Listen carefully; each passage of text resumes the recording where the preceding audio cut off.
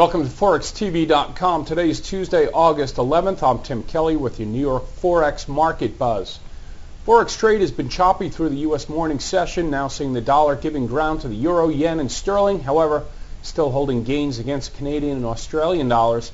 U.S. equities are sharply lower at mid-session on analyst downgrades, and crude oil futures are lower, while gold has now reversed its session losses and trading positive. The yield on the U.S. government 10-year note is 3.71%, down 6 basis points. Well, wholesale inventories fell by much more than expected in the month of June, that according to a report released by the Commerce Department earlier today, although the report also showed a modest increase in wholesale sales.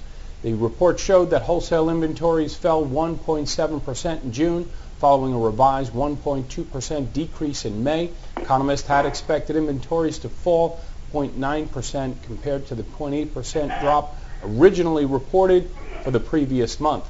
Well, today we're joined by Rob Booker, author of Adventures of a Currency Trader and Trader Extraordinaire. Rob, welcome to the program. Hi, Tim. Good to be here. Hey, Rob, it's been a little while since we've talked. I wish you wouldn't stay away so long, but let's get to it here. Hey, Rob, we're seeing a little bit of a cessation in the fireworks here, especially when it comes to euro and sterling. So why don't we start there? Actually, we'll throw yen in there too. Sure. What's your takeaway at this point?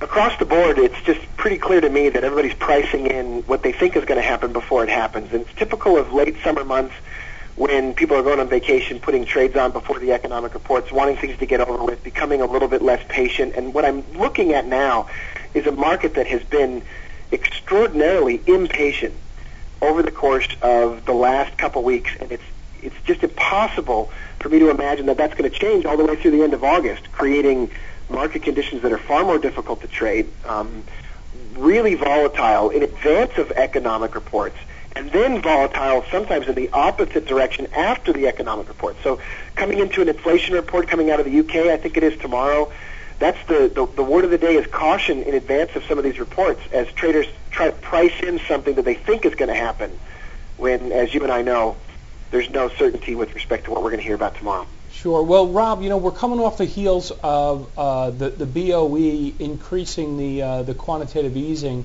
program, and right. In a time where a lot of folks thought that they would be doing the opposite. Yeah, there would be a cessation or perhaps staying pat. Then we had the jobs report in the U.S. Beating estimates last week. So, it really has thrown things out of whack, so to speak. And so, in terms of tomorrow, what are expectations with regard to, in your view, regarding sterling? Do you wait and see here? Do you put on a trade? What's your take?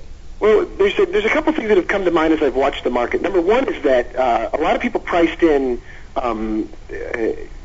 sort of an economic recovery far in advance of any evidence to the contrary.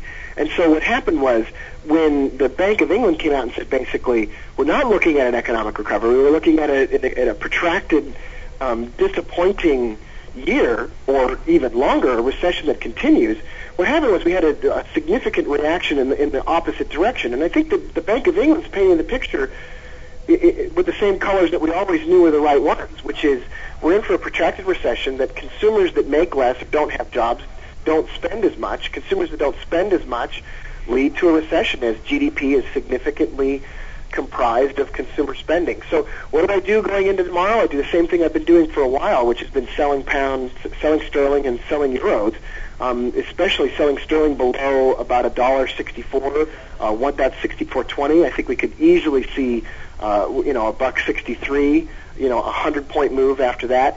The euro below the low that it's at right now, below $1.41. Same story, another 100 points lower easily, as the picture that's being painted now is of a protracted recession by the central banks that are sort of governing the process by which we recover. And if they say that's the case, then they're going to act like that's the case. If they act like that's the case, then we're most likely going to see interest rates either decrease or stay low on the other side of the ocean. Mm-hmm. I think that's that was the objective there. I read some notes from the LFB this morning. This quantitative easing one can argue is designed to do just that, keep the interest rates low. Yeah, exactly. And why wouldn't they keep interest rates low right now? I mean, we had a lot of talk about a recovery, and a lot of people said, this jobs report out of the U.S. was better than expected, and it was but the unemployment rate is still over what, 9, and the job losses are still measured in the multiple hundreds of thousands, and we may have just forgotten as an economy, as a world economy, what good news really looks like, because it doesn't look like that for people that have lost their jobs. Yeah, I think the vision here and the perceptions have been skewed somewhat to right. less bad. But hey, Rob, today we saw just doing a data check. There's pretty healthy demand at the 3-year auction. Bid to cover 2.89%, 62%, 63% indirect bidders. There's still healthy demand for U.S. dollar-based assets here. Which is exactly the reason that I'm still short euros and short sterling, is significantly for this very reason that you see, that the trading fundamentals, or that what's going on in the market is that there's demand for dollar-based government securities. And in that instance, that's demand for dollars. That means that dollars are being purchased in the market. It's basically a supply and demand issue when you get down to this point, where economic data that comes out that, although maybe better than expected, is still depressing or still recessing, whatever you want to call it, leads to dollar strength. And in the midst of that dollar strength, another move lower than where we are right now in sterling and euro. That's the trade of the week, trade of the day. Trade of the whatever you want to call it for me has been short euros and short sterling. Okay. Hey, Rob, how much? Euros. Rob, let me take the other side of that. Okay. Sure. You've got the U.S. government. I mean, week after week after week, all along the yield curve, short end to the long end of the curve, record auctions. How much is too much? Liquidity. Printing all this money. I mean, at what point does you mentioned supply and demand? At what point are there too many dollars in the market? Well, this is the best part of the conversation, and I'm glad you brought it up. And I hope that we have enough time to sort of flesh this point out. Take your time. There's been this right-wing conspiracy or left-wing fear that so much liquidity pumped into the market, whether you're a conservative or a liberal in the U.S., you've argued the same side for different reasons, that there's too much of something going on, too much bank support or too much debt, whichever way you want to look at it. The point that you really got to focus on, in my opinion, is where are the securities being held? When these securities are being purchased, are they ending up on the balance sheet and shoring up a bank? Or are they leading to further lending? And if you look at the lending in the United States of America in particular, lending is still at historic lows or close to historic lows, or just choking off the American economy right now. So it's almost irrelevant that this debt is being purchased if it's not making it past the doorways of the banks. And if it stays on the balance sheet to shore them up, then we're really in a situation where it's not going to cause this inflation that people fear so much. Well, Rob, you also have a lot of savings going on, and as I want to build on what you're saying there. This is what we talk about as the velocity of money, right? Right, exactly. So the velocity, how fast it gets from the origins into the real economy, and that right. You say is not happening, so that we don't have to worry about a saturation of dollars in the market, thus pushing the value of the dollar down. In fact, I'm still concerned about deflation. I'm still concerned that if the velocity of money stays slow, or even at a standstill, I'm more concerned about deflation than I am about inflation. And I think the inflation reports coming through all the way through the end of the year are going to play that out. I think that's in the end, in the short term to end of the year, I think that's dollar bullish. And maybe in 2010 we'll see a lot of this explosion of capital or whatever else that we're talking about. Maybe we'll see risk return as the dominant theme in 2010. But I think the story of 2009 is already being written, and we already know what it is.